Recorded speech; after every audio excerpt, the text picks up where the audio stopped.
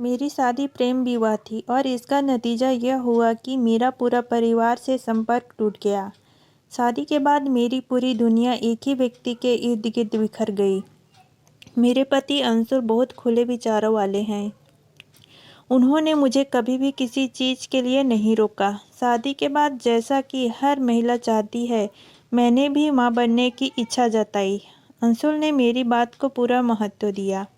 हालांकि उस समय हमारी आर्थिक स्थिति पूरी तरह से अनुकूल नहीं थी, फिर भी हमने परिवार नियोजन किया और आगे बढ़ गए। लेकिन पता नहीं क्यों अंशुल के मन में यह बात घर कर गई थी कि उसे सिर्फ बेटा चाहिए। एक बार उन्होंने मुझसे कहा कि उन्हें बेटियां नहीं चाहिए, वही सबने कहा कि बेटा ही होगा। लेकिन मेरे मन में एक डर था, अगर लड़की हुई तो क्या होगा। हालांकि अंशुल ने कभी किसी जांच या लिंग परीक्षण के बारे में बात नहीं की। उन्होंने मेरा हर तरह से ख्याल रखा, लेकिन मैं कभी भी उनसे अपना डर जाहिर नहीं कर पाई। समय बीतता गया और कब 9 महीने बीत गए पता ही नहीं चला। आखिरकार वह दिन ही गया जब मुझे डिलीवरी के लिए अस्पताल में भर्ती कराया गया। उस समय हमारे साथ कोई बड़ा नहीं था जिसने हमें हिम्मत दी हो, लेकिन अंशुल हर पल मेरे साथ था। सब कुछ ठीक चल रहा था, लेकिन अचानक डॉक्टर ने कहा कि बच्ची की धड़कन बहुत तेज है और ऑपरेशन करना पड़ेगा। हम सब बहुत घबरा गए। खैर, मुझे ऑपरेशन थिएटर में ले जाया गया और जैसे ही मुझे एनेस्थीसिया दिया गया, मैं दूसरी दुनिया में चली गई। जब मुझे होश आया तो मैंने सुना, यह एक बच्ची है। उस समझौता स्थिति में मैं भी सहमत हूँ कि जिस पल का मैं लंबे समय से इंतजार कर रही थी वह आ गया है, लेकिन मैं खुश महसूस नहीं कर पा रही थी। मेरे मन में डर था, अब क्या होगा? क्या अंशुल हमारी बच्ची से प्यार नहीं करेगा? क्या मैं अकेली नहीं रहूँगी?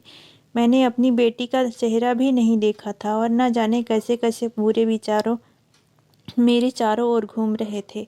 थोड़ी देर बाद जब मुझे वार्ड में शिफ्ट किया गया, तब मैं भी अपने शरीर को हिला नहीं पा रही थी।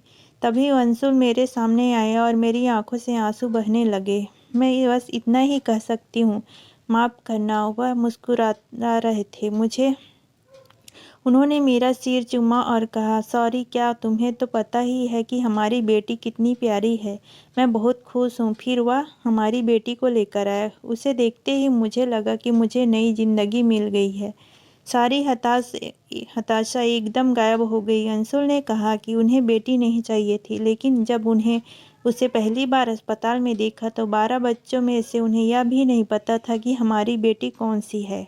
नर्स ने उनका वेंटिलेटर नंबर बताया और अंशुल ने उसे पहचान लिया। जैसे ही बेटी ने अंशुल को देखा, उसने अपनी उंगली उनकी तरफ कर दी, जैसे कह रही हो, मुझे गोद में ले लो पापा। बस उस एक पल में अंशुल की पूरी सोच बदल दी। उन्होंने कहा, मैं पागल था जो ऐसे विचार रखता था। उस दिन से बेटी अंशुल की जिंदगी बन गई।